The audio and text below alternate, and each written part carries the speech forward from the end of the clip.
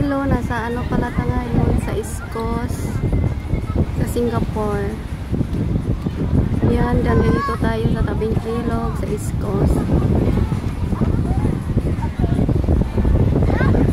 Sa tabing dagat pala, sorry. Mayroong ano, nagumala din sila. Ito yung makikita ko dito sa East Coast Park. Dami-dami yung nag-bicycle, yung mga punong kahoy, yung mga malalaking punong kahoy. At saka marami din dito mga OFW, yung mga sari-sari lang. At saka hindi mga OFW. Kasi yung place na to is relaxing. And then maganda yung dagat nila. At saka malinis. Wala kang makikita ng mga dumi ng hayop, gaya ng mga aso. Wala talaga. Maganda dito siya. Ano sa ngayon kasi hindi sa mainit. At sa maraming punong kahoy. At saka ngayon walang ulan.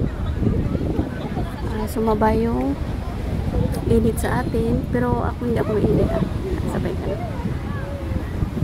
Ang dami-dami dito. Ayan. Diba ang ganda yung ano yung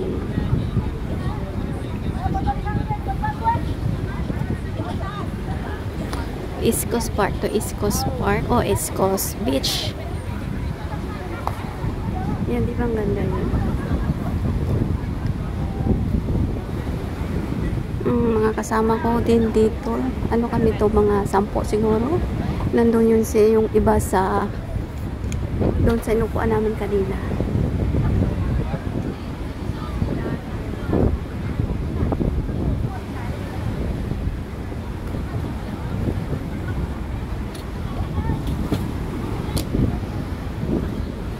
Maano ngayon, mahangin at saka maalon.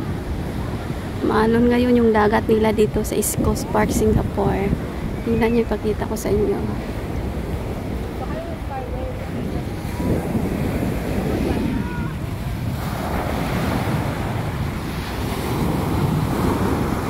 Yan. As in, maalon siya.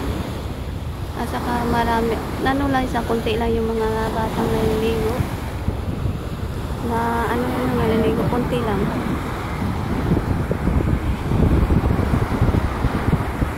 Salamat sa panonood. Like and share.